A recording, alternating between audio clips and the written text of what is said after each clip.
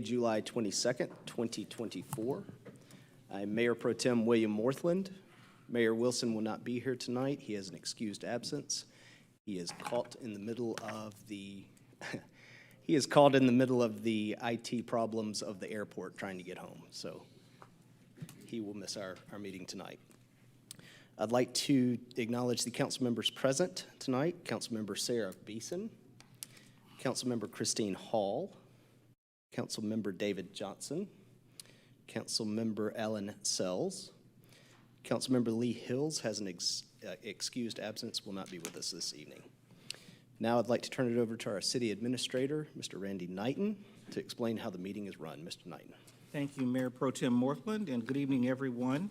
In accordance with Section Chapter 3.70 of the City Code, the City Council shall hold regular public meetings, and the purpose of City Council meetings are for the public to participate and speak on agenda items which constitute formal decisions by the elected body.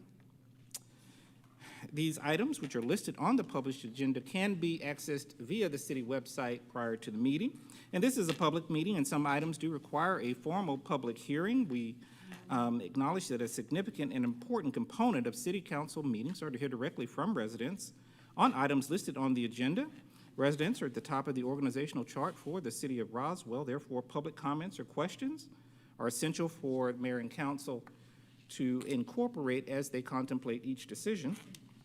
If you would like to speak on an item, we ask that you fill out a comment card, which can be accessed at the back of the room in order to ensure an accurate record of the meeting. We ask, of course, that everyone observe the principles of mutual respect and the appropriate demeanor during the course of the meeting this evening, which should be and is reflective of this great community. With respect to the proceedings, we ask that attention is given to the person speaking, and if necessary for anyone to have an independent conversation, we respectfully request that you exit the rear doors to of the council chambers to the vestibule area outside of the council chambers. In addition, we ask that you silence any electronic devices at this time. The Mayor Pro Tem is the presiding officer for the meeting and will ensure the orderly exchange of questions, comments, and discussion leading to decision-making by the elected body.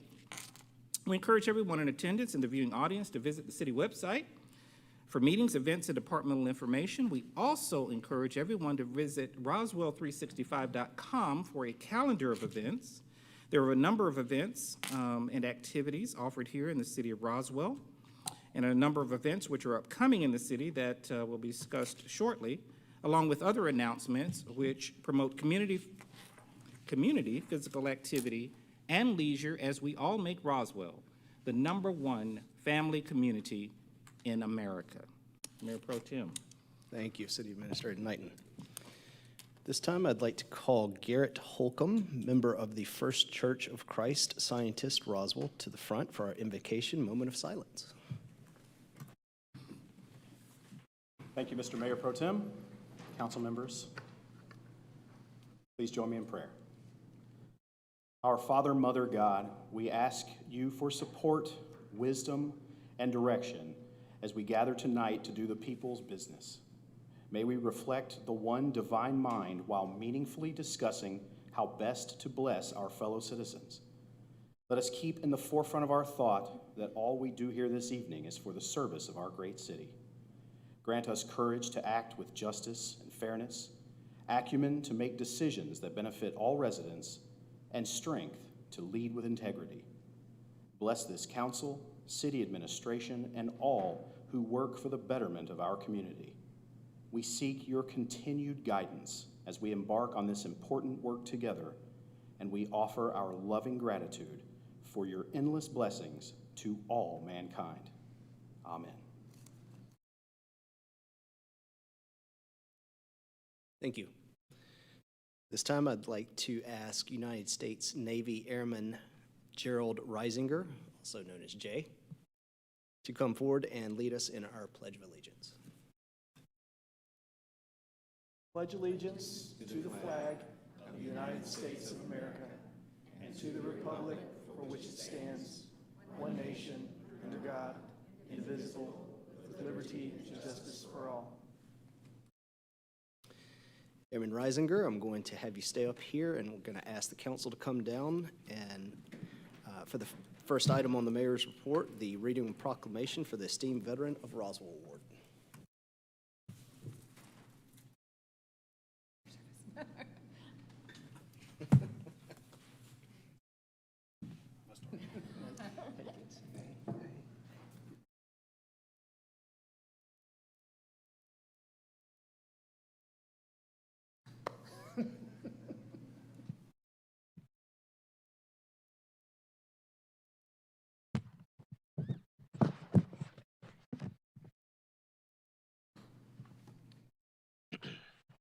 Proclamation, Office of the Mayor.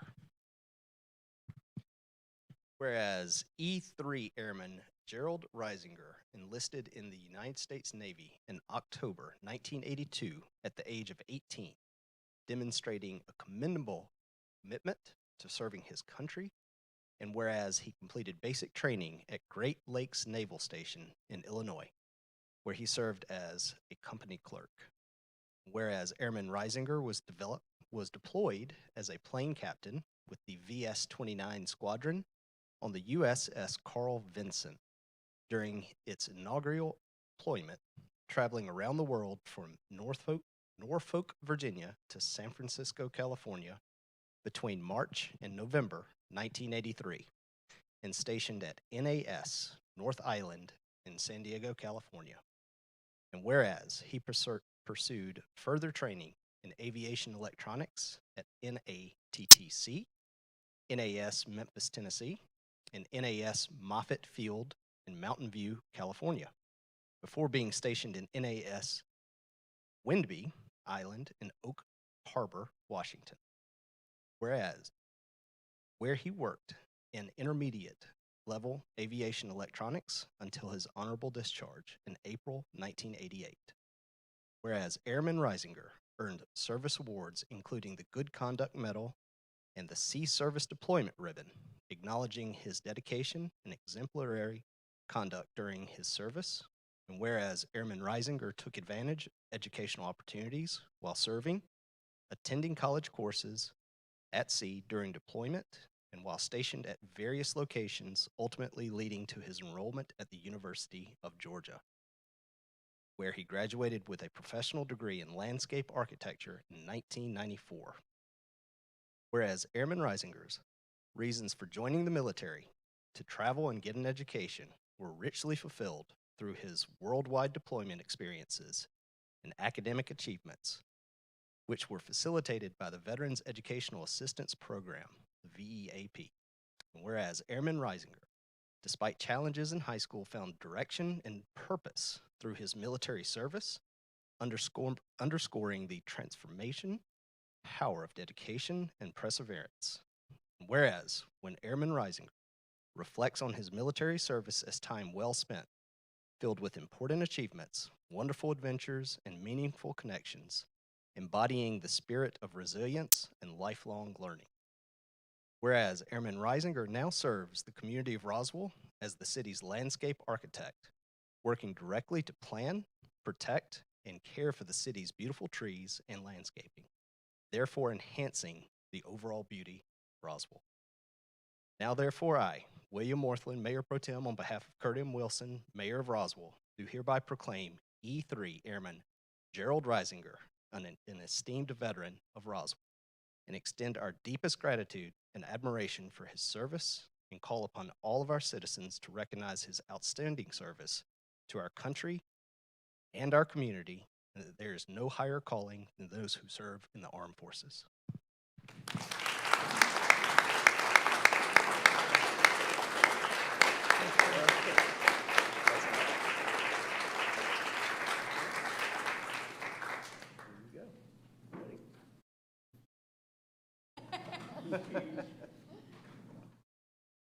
I've kind of thought,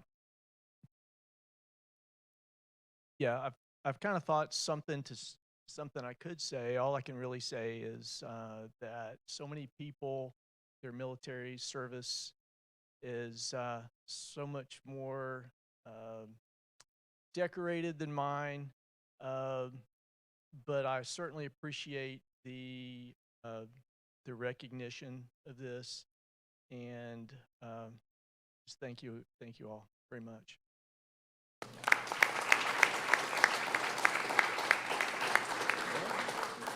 favorite part was when you spit. That was really like that. That was good. Okay.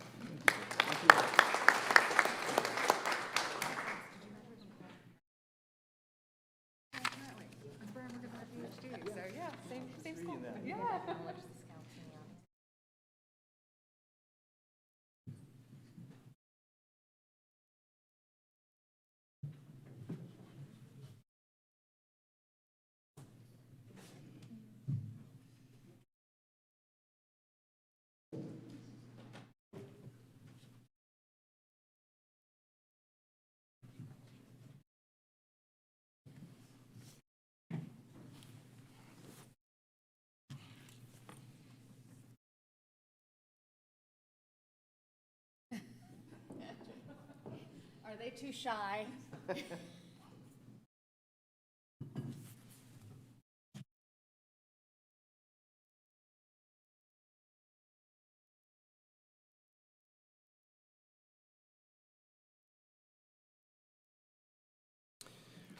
Also in attendance this evening is Boy Scout or Scout Troop 7153 from St. Bridget. And we have how many members? 4 members? 3 members. Working on citizenship in the community, correct? All right, very good. David Johnson has brought them. Thank you. Thank you for coming. Okay.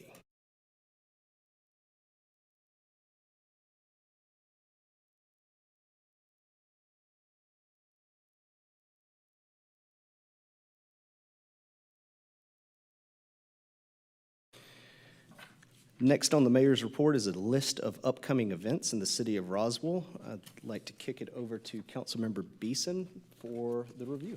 Thank you. Since I don't normally provide the events, I would just like to take this opportunity to remind folks, the last time I did events, Mayor Wilson said that if it rained on 4th of July, it was going to be my fault because I announced the 4th of July event. It did not rain. I would like to claim credit because it did not rain. It rained the last 3 years, y'all. Take some credit here. For the upcoming events, you can always tune into Roswell365.com for any information on events in the city of Roswell. This is a community calendar for events hosted by the city, local nonprofits, businesses, civic groups, and religious organizations. So if you have a group or a business or events coming up, please log on to Roswell365.com and you can add your own event. Keep in mind, Juneteenth celebration to honor freedom and culture is still going on throughout the entire summer here in Roswell. Juneteenth Our Freedom exhibit at the Roswell Cultural Arts Center features the collective works of the African Americans for the Arts, or AFTA. This exhibit runs through July 31st, so be sure to check it out before next week. Roswell Riverside Sounds is every 4th Saturday of the month between April and September. So we have our upcoming Riverside Sounds at Riverside Park at 7:30 p.m. on July 27th. It is Roswell's longest running free outdoor concert series, highlighting various musical genres and spotlighting specific artists. The next Riverside Sounds with Rissy Palmer, whose versatility spans country music and R&B, offering a soulful musical experience, blending various genres of popular music into Southern soul. Again, that's July 27th. We also have the upcoming Slip and Slide Extravaganza, Lita Thompson Park, Saturday, August 3rd. 10 a.m. to 2 p.m., presented by the City of Roswell at Arts Center West off Highway 92. Bring the whole family out to Roswell Slip and Slide Extravaganza. This event is free, but tickets are required. Again, be sure to book your tickets in advance as they do sell out. Slide down one of 2 200-foot slides or slip down the 50-foot slide. I see you guys out there with the Boy Scout troops. This sounds very much up your alley. Cool treats will be available for purchase. Participants are encouraged to bring their towels, and inner tubes are optional. Music on the Hill. This free concert series takes place the second Friday of each month, May through September, 7 to 9 p.m., out here on the lawn just behind us in front of City Hall. Bring your blanket, unpack your picnic, and unwind at August 9th's Music on the Hill and listen to some of the best live music in Atlanta. The August concert features Black Lion Reggae's Fun Island Vibes, covering well-known songs and a classic roots reggae style. A food truck and beverages will be available on site.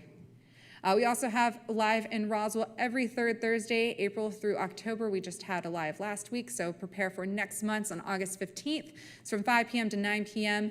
Live in Roswell is a free monthly festival featuring music, food trucks, interactive vendors, and participation from the many surrounding boutiques, small businesses, and restaurants alike. And that concludes our upcoming events here in Roswell. Thank you. Next is the consent agenda. Does council have any questions or comments regarding the consent agenda? All right. Is there anyone from the public that would like to address and speak on the consent agenda? All right. Do I have a motion to approve the consent agenda? Motion by Councilmember Johnson. Do I have a second? Second by Councilmember Sells. All those in favor, please raise your hands. Okay. Motion passes unanimously on the consent agenda. Next is the regular agenda. Councilmember Hall, will you please read the first item under community development? Yes, Mayor Pro Tem Northland.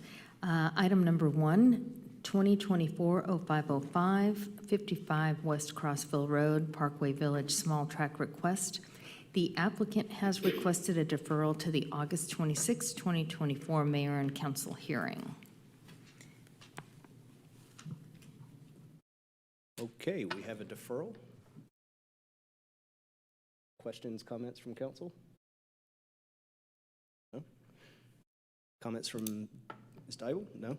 No, just the applicant has requested deferral to the August meeting, so staff supports the recommendation for deferral. Thank you. Bringing it back to council. Any last questions on the deferral? Is there a motion? Motion to approve the request for deferral, item number 1, 2024-0505, 55 West Crossville Road, Parkway Village, small tract request to the August 26, 2024 Mayor and Council hearing. Thank you. Second by Councilmember Johnson. All those in favor of the deferral, please raise your hand. All right, motion passes unanimously. Thank you. Next on the agenda, Councilmember Hall, will you please read the next item under community development? Item number 2, 2023-5005 and 2024-1822, 1293 Manhattan Drive, revision to the approved site plan. This will be presented by our new Jeannie Payton, Jean Planning and Payton. Zoning Director. Thank you. Good evening, Mayor Pro Tem and Council. How to use the equipment.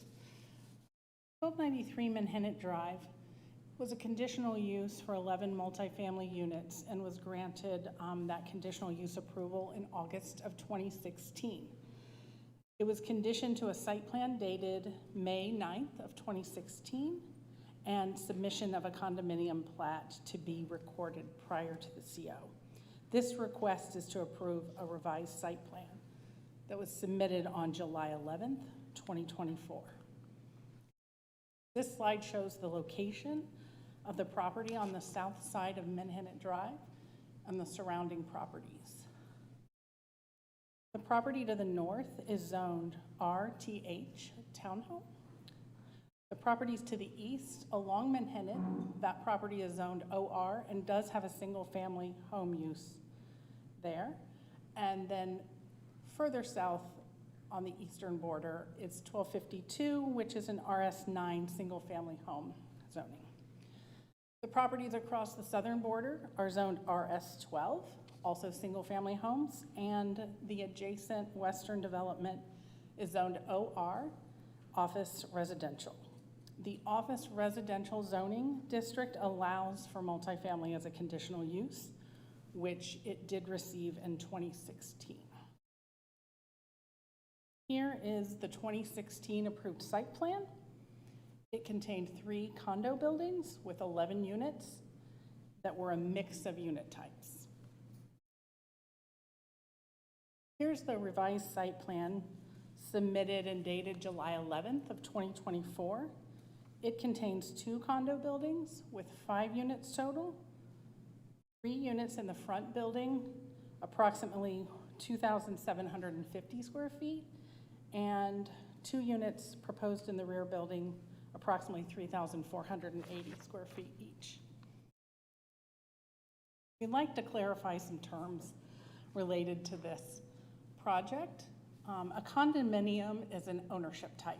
There is no lot for the individual units, and the shared ownership is of the single lot for the entire development. It gets recorded as a condo plat. A walk-up flat is a multifamily term that is a building type defined in the UDC. There are 3 to 8 units that are vertically and horizontally integrated, and the height maximum is 35 feet or 2.5 stories. So we use some jargon there that we want to explain.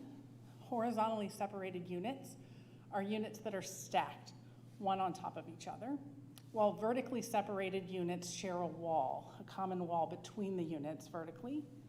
And our UDC requires both horizontal separation and vertical separation, like a typical multifamily unit. Townhomes are defined by the UDC as a different building type. They are defined as 3 or more units that have are separated vertically. The units only share a vertical wall.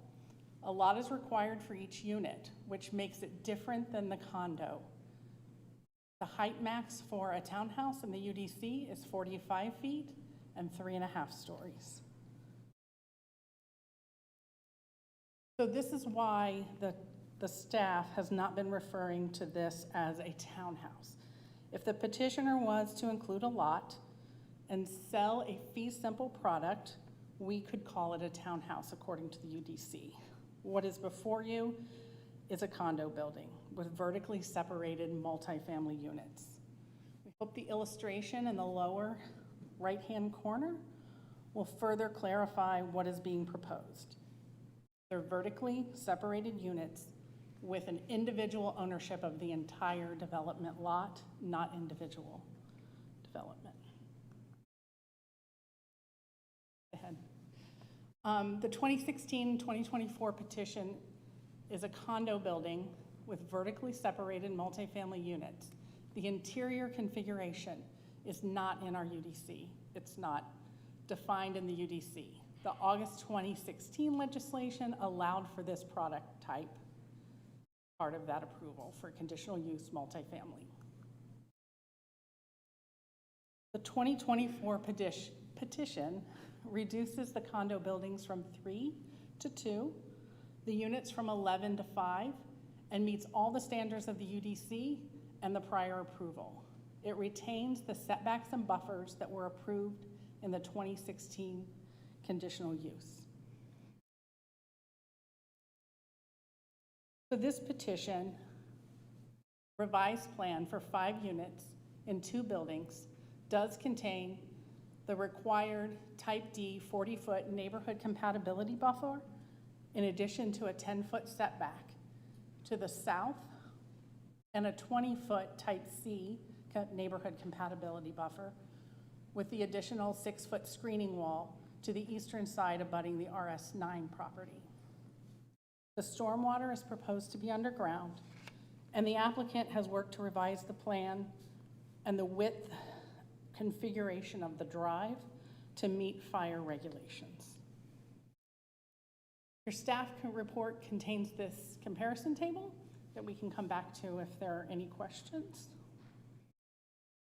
The original application also included a variance request. The variance is no longer required with the July 11th submission of the site plan. That requirement, the variance referred to a difference in the 2016 open space approval that was 25%, and now in 2023, the city has changed to a 25% requirement, and the latest proposed site plan indicates a 45.8, therefore no concurrent variance is needed.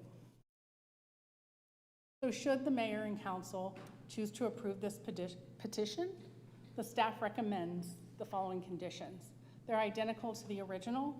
We've revised the date to the new site plan, clarified that stormwater engineering needs to take place and meet the code, and once again, require the condo plat be recorded prior to the certificate of occupancy. Are there any questions? All right, does council have any questions? No? We're going to reserve. All right. Is the applicant present? Would the applicant like to address or come with comments?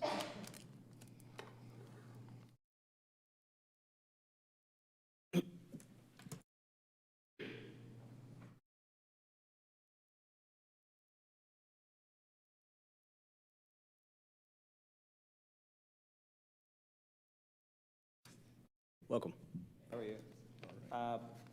My name is Sergey Kraev. I'm one of the owners for Roswell Developers. I reside at 4610 Morton Road, Alpharetta, Georgia. I think you've done a fantastic job covering the project. We actually liked the original project, but we thought that there were some of the parking issues and there could be some challenges aligning the original project with the current code, especially based on our discussions with the fire marshal. And that's why we decided to shrink the project. So we have, the height hasn't changed, it's still 35-foot height. We have one fewer building. Instead of 3 buildings, it's 2 buildings. We have much more green space. And so lower density, less impact, and we think that this will be a huge benefit for the city. From the architectural standpoint, the original plan that was approved in 2016 went through the DRB and was approved, but we understand that expired. However, our intention is to still maintain the original style as the style that was approved back in 2016. I have our site engineer present if you guys have any more specific questions, but just wanted to present it from my side. Questions, council? Okay. Thank you. Is there anyone from the public that would like to speak on this item? Yes, sir.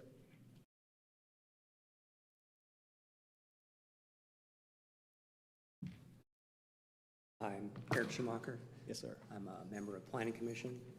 And address? I just wanted to say congratulations to Janie for coming.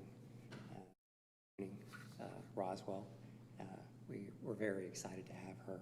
I had an opportunity to talk with her at the last Planning Commission meeting, and I'm very impressed. I'm very happy that we have her now, so thank you. So I wanted to make a couple of comments. I heard the presentation from staff, and I have some concerns that the front building on this design may not meet the code that we have in the UDC, because from my understanding, it's not horizontally and vertically mixed on the front building, okay?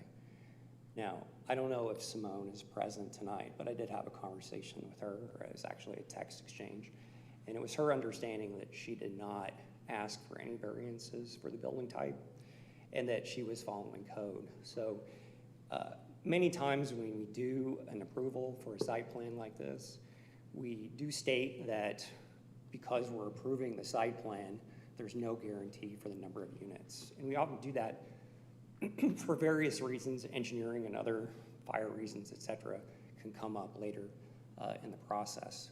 But we also don't really provide the conditional uses and rezoning based on floor plans.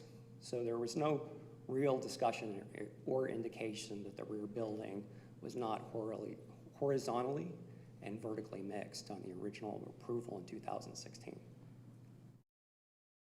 So the other thing that I notice here is that this drawing is very much simplified, but one of the other requirements we have for a walk-up flat is that it requires a front door facing the street.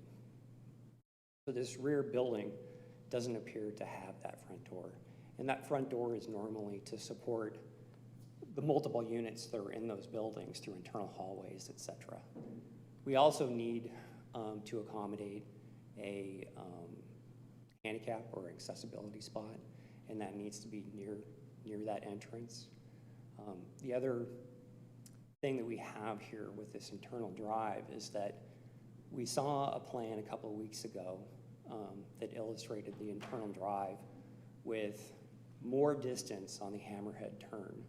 So the plan that I'm looking at here looks like the hammerhead has shortened from, I think, if I remember correctly, I think we need 40 feet from the center line on the hammerhead. So it's shortened probably to meet the requirements of the landscape open space. So I'm not sure if we had a new, some new analysis from our fire marshal on this concept or not, but it does look to me like this drive is shortened. Now, I just want to point out that it's possible to do 4 townhouses on this lot.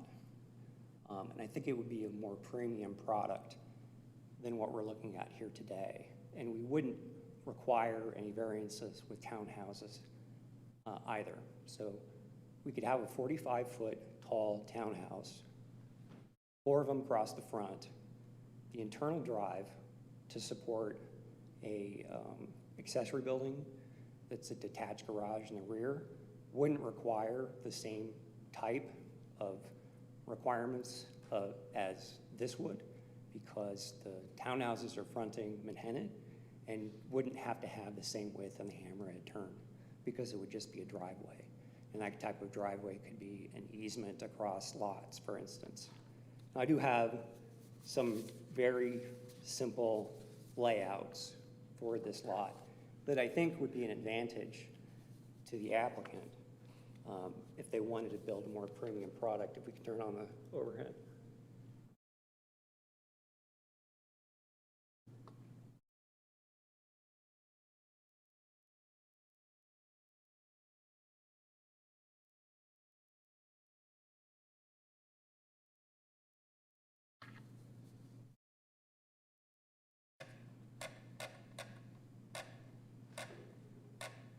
All right.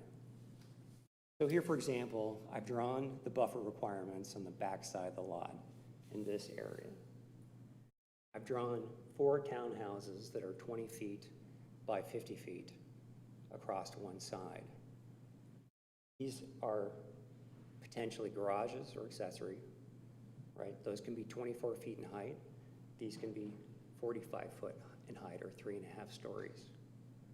If we do detached garages, the 4 townhouse buildings can have basements, very easily full-size basements, which would allow this product to have 4 real stories. I know 3.5 above ground, but 1 below. Here's another design, similar, but it gives an opportunity to have a covered space that attaches between 2 buildings, which is 4 townhouses. They're attached, so it is meeting code for 4 townhouses. This allows the drive to come through the center, and it gives the opportunity for all townhouses to have glass on the front and rear and a side for daylight. Thank you. Mayor Pro Tem? Yes, sir. Thank you. All right. We're up against the time. Oh, sure. Yes, sir. Any other comments from the public?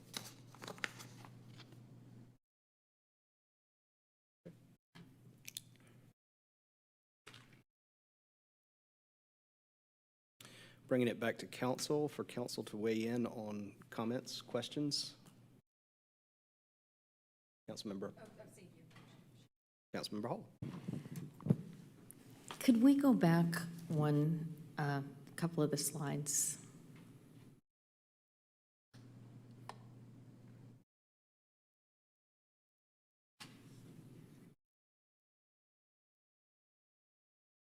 The part where it meets all the UDC requirements. The statement was, here we go, the petition meets all standards of the UDC. So this is effectively a townhouse now. It's what we call townhouses. They're attached vertical buildings. They're not vertically and horizontally integrated as they were in the original plan. And in the original plan, from what I can understand, and I've spent a lot of time on this along with my colleagues, a tremendous amount of time. It looks like there were 2 that were proved to be vertically integrated, or what we would traditionally call a townhouse. So if these are townhouses, they don't meet any, they don't even come near meeting what the requirements of our code are. So they're being called something else, but they're really townhouses. And I have a lot of questions. So I just wanted to poll my colleagues. I'd be prepared to make a motion that I'd like to send this back to Planning Commission. I know that it hasn't gone back to Planning Commission, for them to really dig into it and give us some real feedback on what some options are, and maybe some better understanding as to what the real differences and variances are. I think we're splitting some semantics here, but this is important. We want to do this right. We want to do right by the developer and builder. We want to do right by the neighbors, and we want to do right by the city and what the UDC instructs us to do. So are we aligned in? Any other questions, comments from council? Yes, ma'am. Councilmember Beeson. I just would like to caution, I'm amenable to sending it to Planning Commission purely for Planning Commission to weigh how the specs and the requirements for this project meet our Unified Development Code. However, I would caution Planning Commission against making business decisions or recommendations or design guidelines in terms of what the builder or the developer is looking to accomplish. The builder, the developer, they have provided the proposal for what they're intending to do. I would very much rather provide the guidance to Planning Commission of determining, does that meet our Unified Development Code, and slight changes that can be made otherwise to make it meet the development code, and not entire design guideline changes. Understood. Anybody else? Okay, Councilmember Hall, do you have a motion? Yes, I do. For item number 2, 2023-5005 and 2024-1822, 1293 Manhattan Drive, revision to the approved site plan, I motion that this does go back to the Planning Commission for, as my colleague Councilmember Beeson so outlined, commentary as to how it aligns with our UDC, and to bring that information back to us. Okay. Do we have a second? Second by Councilmember Sells. All those in favor? Vote passes unanimous. Thank you very much.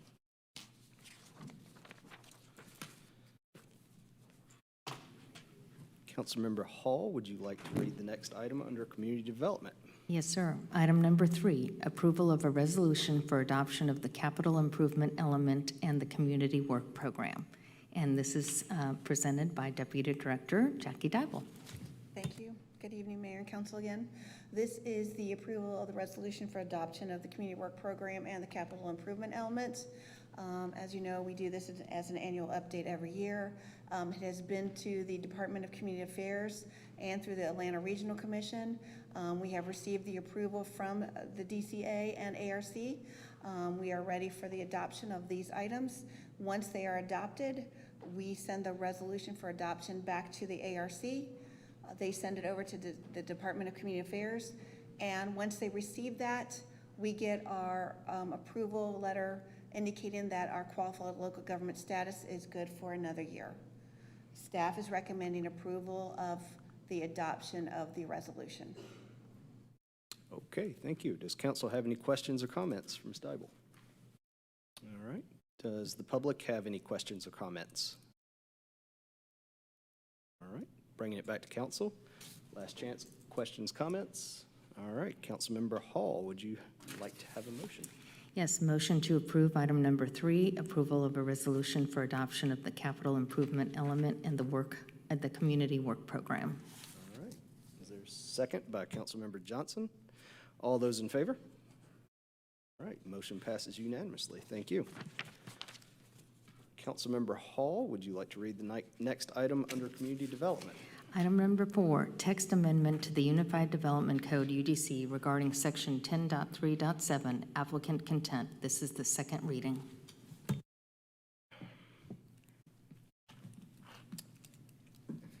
This item is being read by City Attorney David Davidson.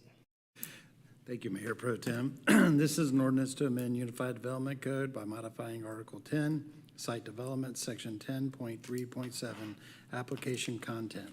Now, therefore, the Mayor and Council of the City of Roswell, Georgia, pursuant to their authority, do hereby amend Article 10, Site Development, Section 10.3.7, Application Content of the Unified Development Code, the text of which is incorporated herein by reference, and if approved, this is the second reading. Right, Ms. Daigle, here we go. Yes, as the city attorney indicated, this is second reading for the text amendment to the Unified Development Code to Section 10.3.7, Application Content. It was heard at committee in April, initiated by the council on May 13th. Planning Commission recommended approval on June 18th. The first reading was approved on July 8th. Tonight is the second reading. The change here, this is what we have currently in the code. The change is to section number 3. Currently, as stated, we asked for surveys for all signs. This will include a survey only required for all freestanding signs, which are ground sign, subdivision entrance sign, double post sign, and single post sign. Staff recommends approval. The Planning Commission has stated approved it. Staff recommends approval of the second reading of the text amendment. Thank you. Does council have any questions or comments for Ms. Daigle? All right. Any questions or comments from the public? All right. Bringing it back to council. Last opportunity for questions or comments. Councilmember Hall, do you have a motion? Would you like to make a motion? Yes, sir. Approval to approve item number 4, text amendment to the Unified Development Code, UDC, regarding Section 10.3.7, application content. Is there a second? Second by Councilmember Johnson. All those in favor? Okay, passes unanimously. Thank you.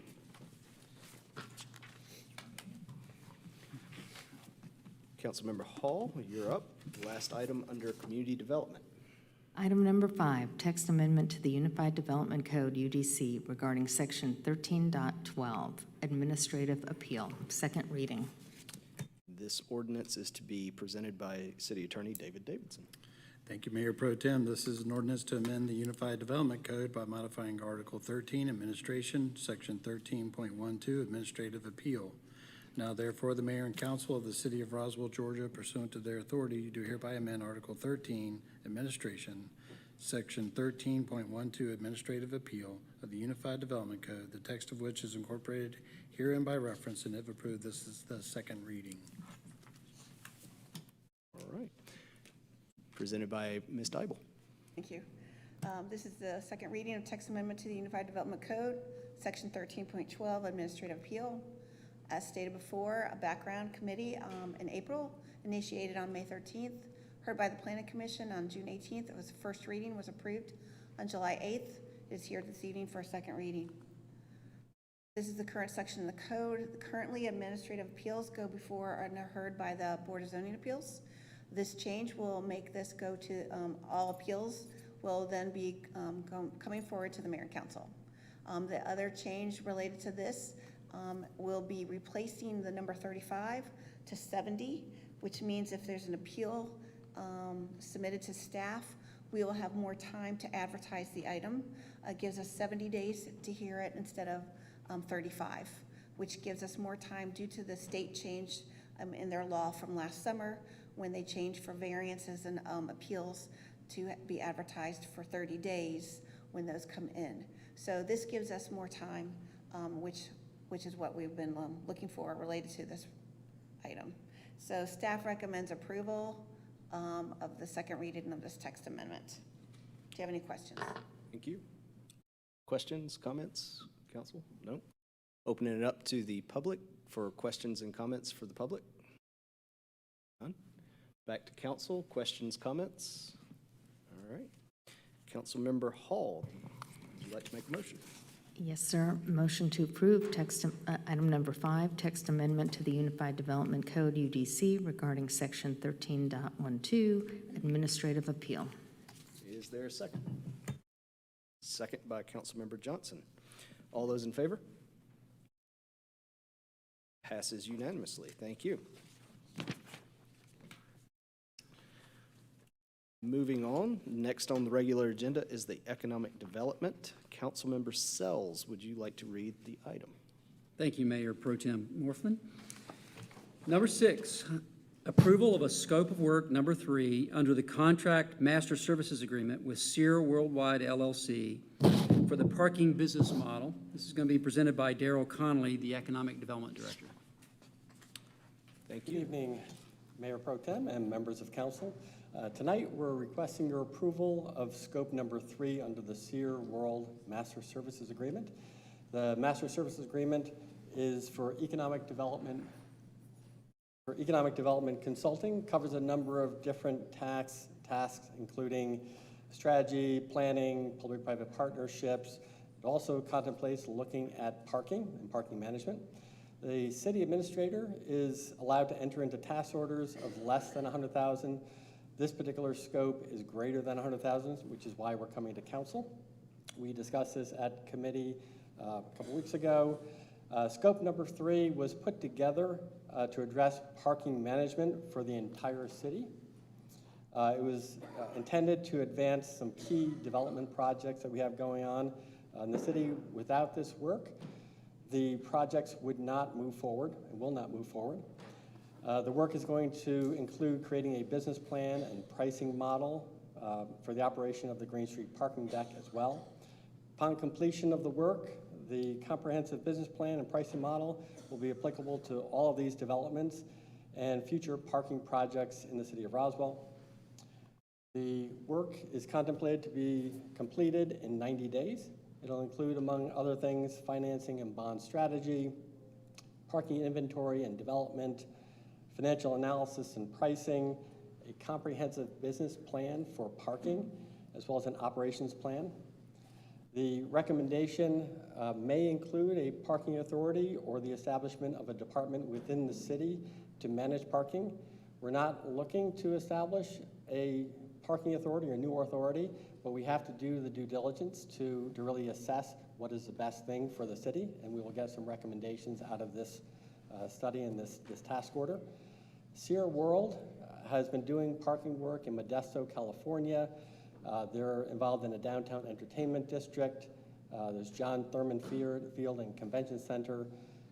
It's also a component of some work they're doing at the Cincinnati Airport, where parking is the number 2 revenue source for that airport. They're also looking at, or have been developing business lines for the Atlanta Braves, Atlanta Hawks, and State Farm Arena, all including parking management. Contract award is for $143,000. It's a lump sum contract based on the agreed upon blended rate in the master services agreement, which is $220 per hour. The work will be done in 90 days, as mentioned. Sierra would be paid an additional upfront payment of $50,050. This will enable them to get started. It's a very short assignment here, 90 days.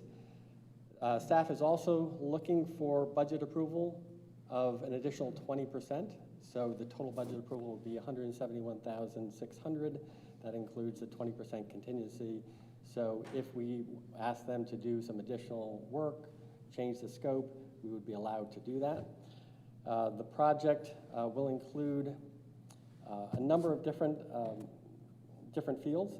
It'll include having a data scientist looking at the data, collecting the data, somebody advising us on governance, as well as others. A project manager is somebody that they are looking at bringing on for this short assignment. Most of these folks would be over $220 per hour, but we are getting a blended rate of $220. This work is going to have concrete deliverables. There's going to be a recommendation and a plan of action, and the work, this is work that the city does not have the bandwidth to do as staff, and we're asking for your approval of this item. Happy to answer any questions. Thank you. Council, questions, comments for Mr. Conley? Councilmember Beeson. In the interest of remaining succinct and avoiding any kind of back and forth as with committee, I've prepared notes. So I'll just be reading a brief statement to explain my vote in advance of tonight's vote. In advance of this vote, I'd like to briefly recap my position as discussed in the last committee meeting, as I realize many do not necessarily see that conversation or just catch clips of it in the press. During the staff presentation of this item in the last committee meeting, this vendor was described as qualified for the scope of work on the basis of their past parking experience. However, when I asked staff to provide a list of the vendor's past clients or work examples, they were only able to provide one client. However, I would like to recognize and appreciate Mr. Connolly this evening for expounding on their list of experience during tonight's presentation. Additionally, in committee, I detailed concerns regarding the lump sum cost of $143,000 with a $50,000 upfront cost fronted without a work product, which was formulated on the basis of, as mentioned, the combined hourly rate of $220 an hour. Typically, contracts like this would use a standard billing structure based on their rate sheet as they provided in their original proposal for the initial RFQ. My hesitation with using this billing structure stems from the obvious deviation from federal acquisition regulation accounting standards, which would require the ability to audit any project-based work which employs billed hours to the project. Meaning, if you have an employee who's doing the brunt of the work, whose billable rate is $75 an hour, working the most hours, the hours should be paid out at that rate and not a combined rate based off of the principal at the top of the rate sheet. It has also come to my attention since the last committee meeting that this vendor had a job listing looking for an employee which meets this exact scope of work, which not only begs the question of the ability to sufficiently staff the project, but the listed salary was $48,000 a year, meaning, based on the math, they would be paying this employee $22 an hour, and the city would be paying $220 an hour for the same work product. Now, I work in consulting. I understand profit markup and multipliers on consulting work. However, 1,000% markup is one heck of a multiplier. Therefore, while I understand this is a lump sum project, the lump sum estimate of $143,000 based on a 220-hour rate strikes me as exceedingly high, especially since it's my understanding the last parking study that the city oversaw was $25,000 in 2020. I lastly remain opposed to this portion of the contract dedicated to exploring the addition of more boards and commissions.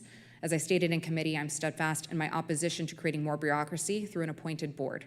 Therefore, while I recognize the need to create a plan to address parking management, due to my concerns related to cost, experience, and potentially creating a bigger government through the addition of more boards or commissions, I remain a no vote. But thank you to Mr. Connolly for his clarifying information this evening.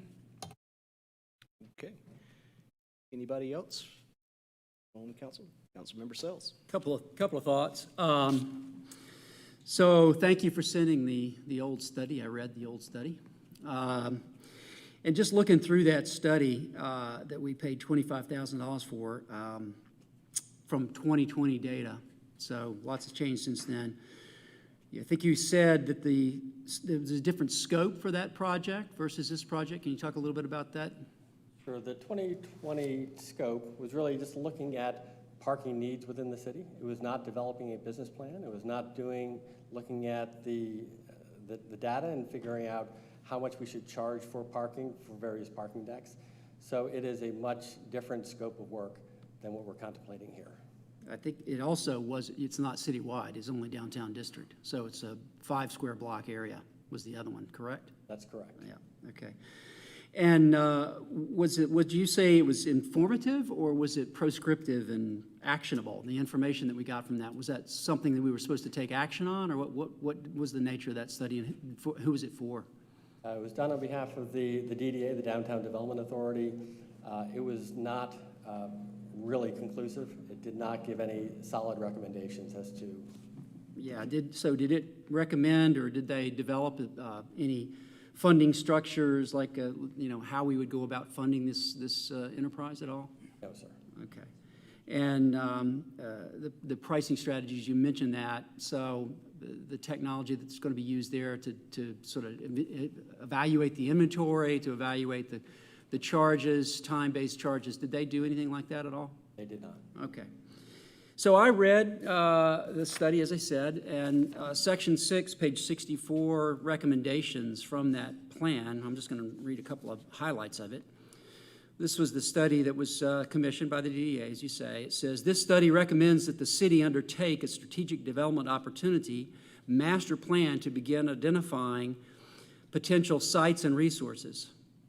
It goes on to say that the city should engage private developers to gauge potential interest, understand site constraints, how they could be addressed while continuing to meet community expectations for buildings and development.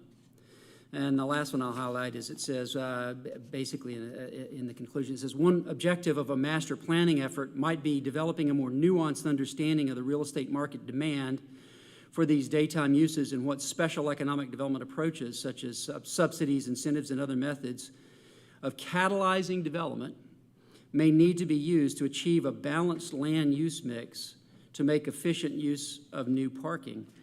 Would you say that's what we've asked to be done here? Yes, in fact, we discussed this a little bit at committee, but downtown Roswell has high land costs, and so it is difficult to develop projects without developing structured parking.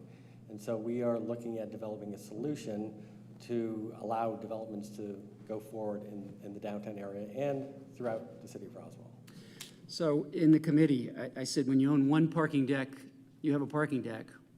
When you own two parking decks, you have a parking business. And what we're talking about here, I believe, as you rightly point out, there are at least two projects that are nearly ripe for which we will be additionally making additional parking structures that the city will garner revenue from. Is that correct? That's correct. And those two significant projects, which everybody on this side of this building knows, are contingent on this business plan. This is not simply a parking study, how many spaces do we have?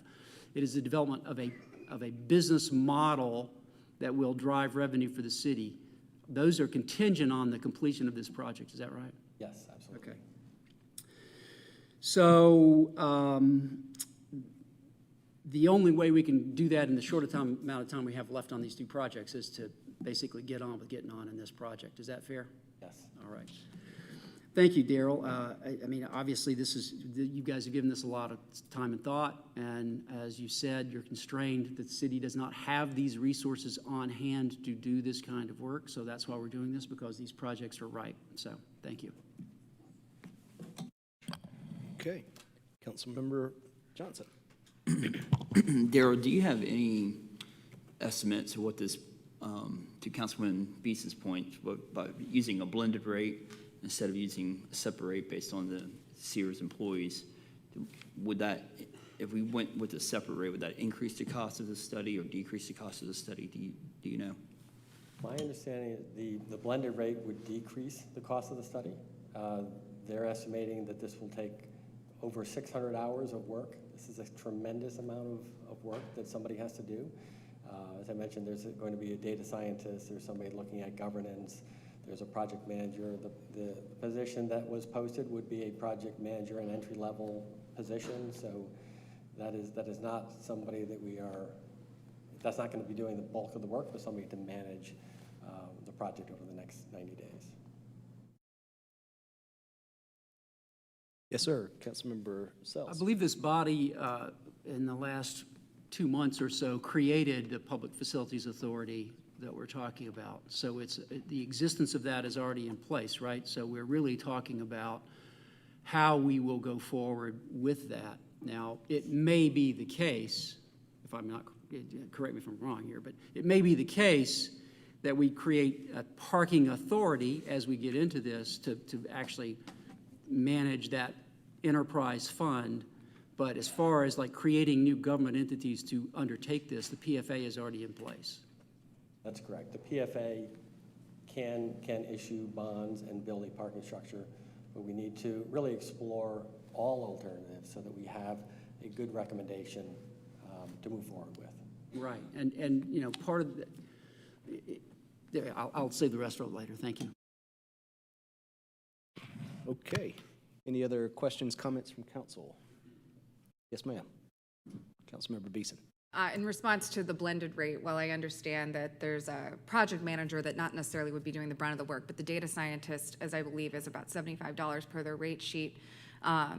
The blended cost comes from the principal rate. So it begs the question as to how much each employee would be doing of each section of the work.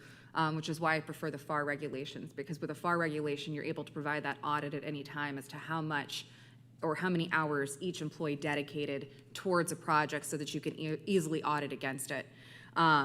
And then also the outside counsel, as it's discussed in this contract as well, will be covered cost by the city. So that would not be covered in that 220-hour cost. So I do understand the pitch for the hourly rate. I don't necessarily understand the execution for the hourly rate. And I would prefer to be able to have an auditable I prefer to have an auditable way to go back and look at those hours as to which employees worked on which overtime. That's all I have for that. Yes, sir. Councilmember Sells. I believe you've had this conversation with SEER. They're going to provide us, you already have access to their planning tool, their Monday, I believe it's called, their project planning. Yes? I've used it. Yeah, so, and others do in this building as well, right? They've offered it to me, I know. So, and I think they would give it to any of us, that the time is going to be included in their tool, just like all of their other projects, correct? So we have access to the time. Yes. Okay, so we'll find that out. Councilmember Hall. Thank you. Just a clarifying question. So this is basically a fixed fee contract. We're going to get deliverables for this fee, and there is a contingency. That's correct. Thank you. Any other questions, comments from council? All right. Going to the public. Anybody from the public like to speak on this item?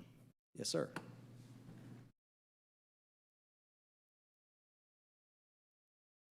Ron President Whitehall Way, still in Roswell. Yes, sir. I read the agenda and somebody explained here why we're paying 20% contingency. Usually all the plans or you have contracts is basically 10%. This company is basically doing research, what to do, how to do. Usually they figure out through the computers. So I don't know why you're paying so much contingency, 20%. And because we have always 10% on your contracts that we have. Why is going here 20%? The explanation of maybe people go work overtime, this is a fixed contract. I don't care if they spend 1 million hours or 1 hour. The efficiency of the company, if the company doesn't have any efficiency, well, you make a deal. If you make a deal with me, then we have a deal. And how long it take me, it's my problem. And I'll ask you, especially when there's a big fee. Ellen was asking if this can be business project, if the city can have a project business. We know that we have $20 million for parking bonds. So I'm paying for the bonds and everyone, including you. And when I want to go into parking, I also need to pay for the parking. I need to pay double. So this is my question. I don't think the 20% is so high. There's no reason. Thank you, if you can answer. Thank you.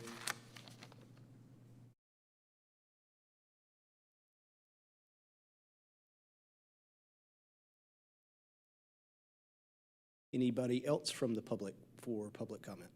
Question? Yes, sir.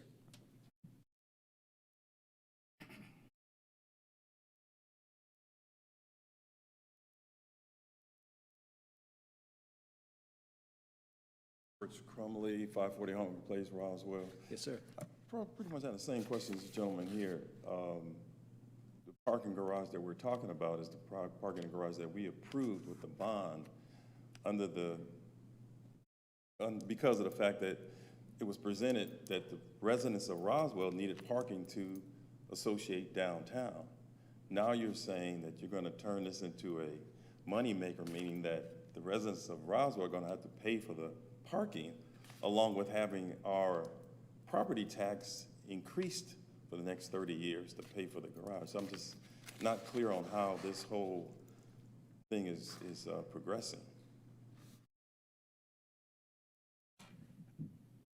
Mr. Conley, would you like to address those two questions? So for the first question, the 20%, That is a staff-requested contingency. The contract is $143,000. So what we are asking for is contingency approval for the budget. So it's if the scope of work changes, if we need to change the scope of work, we do not have to come back to mayor and council and get additional approval. That is what the 20% is. It is not an additional 20% contingency payable to SEER under the current scope of work. The other question as it relates? Okay.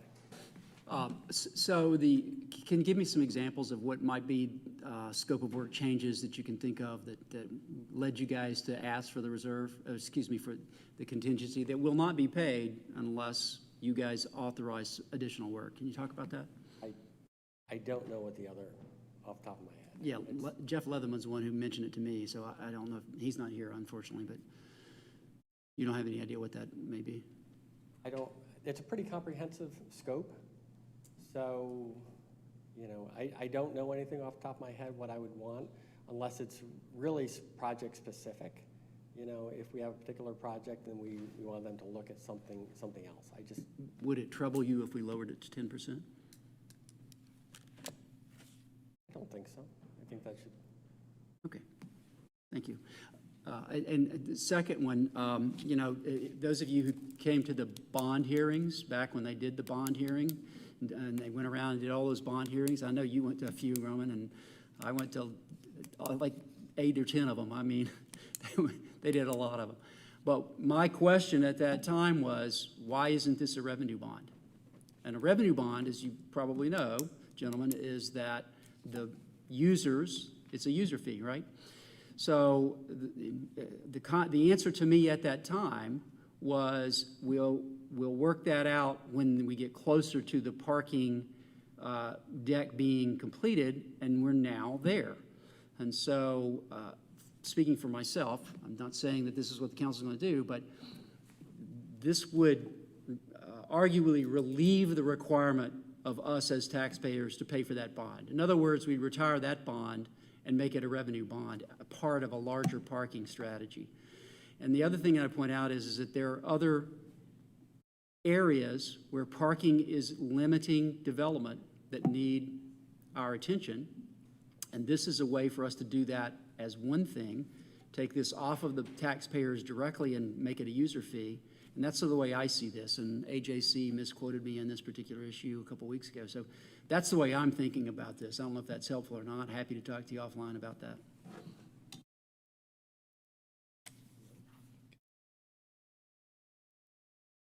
All right, Councilmember Johnson. This button. Every week my button breaks.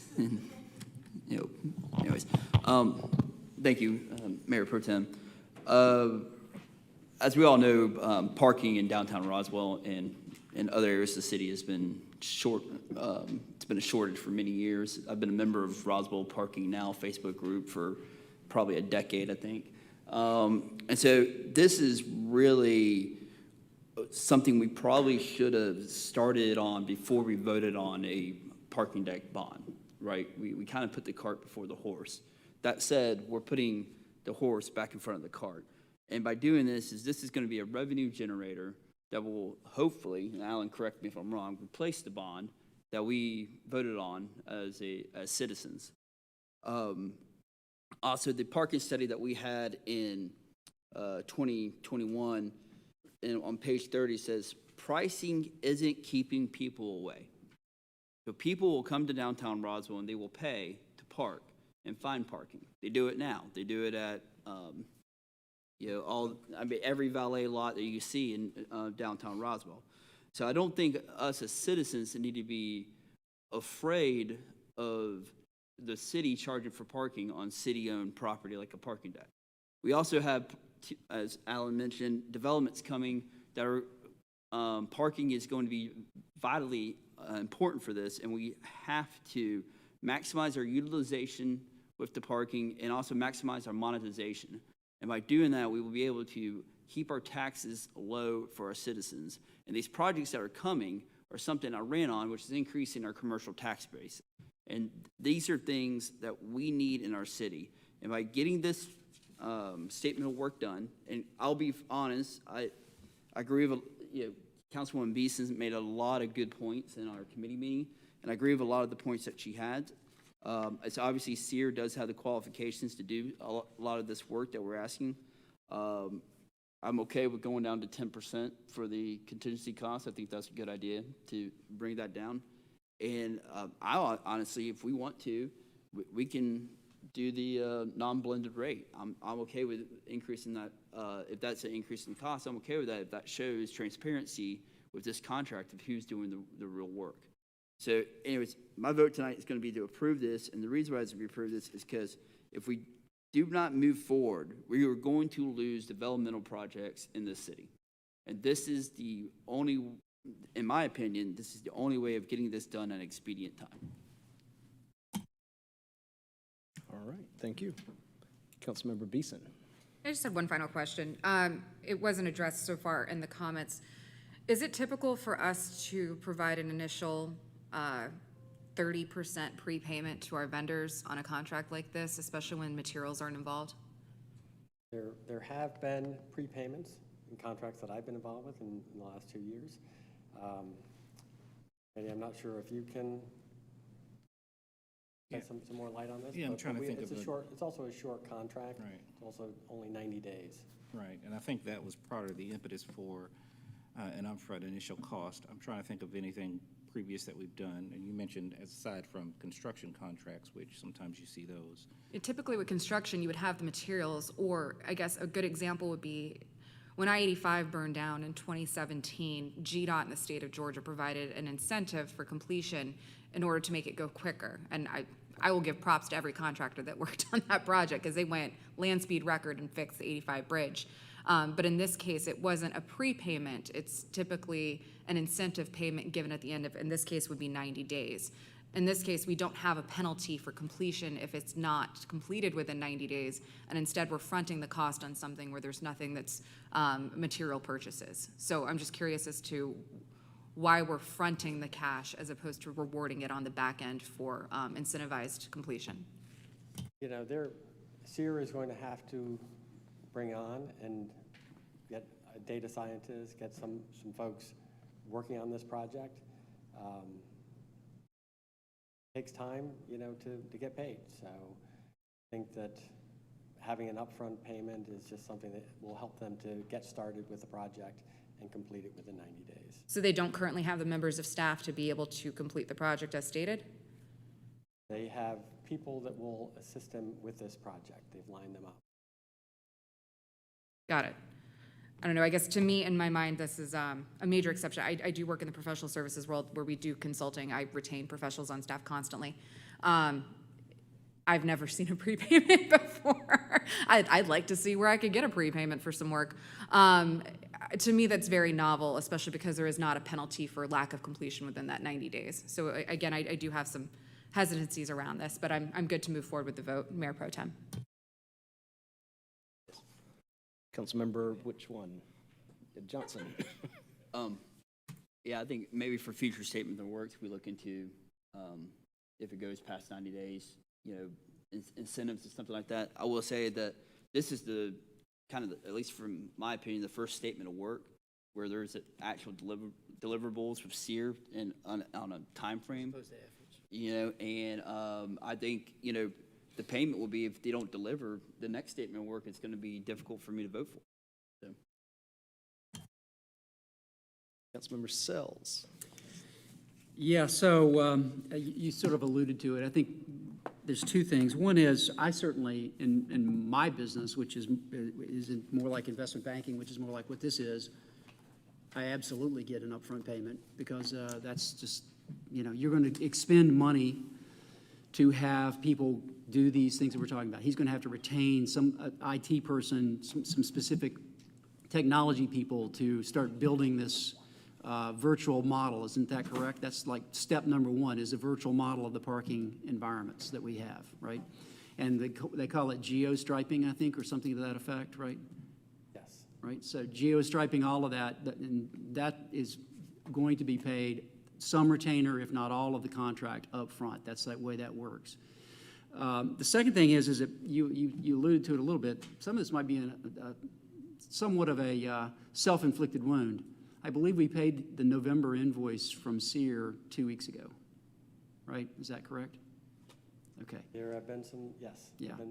So I don't, if this is a novum, a uniqueness, if this particular thing was unique, I might, agree that we shouldn't pay the upfront. But my gosh, I mean, we aren't paying timely, and so therefore, I don't blame him for saying I'm going to expend this money and need to be paid for the money that I'm going to spend to bring this together. And as David said, at the end of the day, if the deliverables aren't there, well, we still hold that check too. So, thank you. Very good. Anybody else? Council? Okay. We've already done the public comments. Councilmember Sells, would you like to make a motion? Does everybody agree with the 10? Yeah? So you agree with that? Okay, so I'm going to amend the motion just a little bit. So I make a motion that we approve the scope of work number 3 under the contract master services agreement with SEER Worldwide for the parking business model with a 10% contingency as opposed to a 20% contingency. Okay. Is there a second? Second. Second by Councilmember Hall. All those in favor? 3. All those opposed? 1. Motion passes 3-1.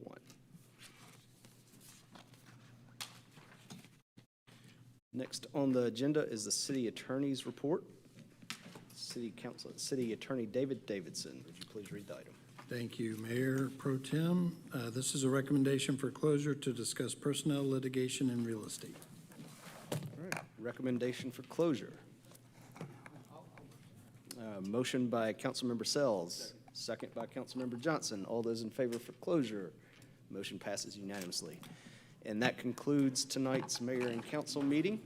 Thank you for everyone to attend. And honestly, I can say that this morning at 9 o'clock, I was not planning on sitting in this seat. So I appreciate everybody being on their best behavior. All right. Thank you for coming. You adjourned, right? We are adjourned. Sorry? Do you have a question?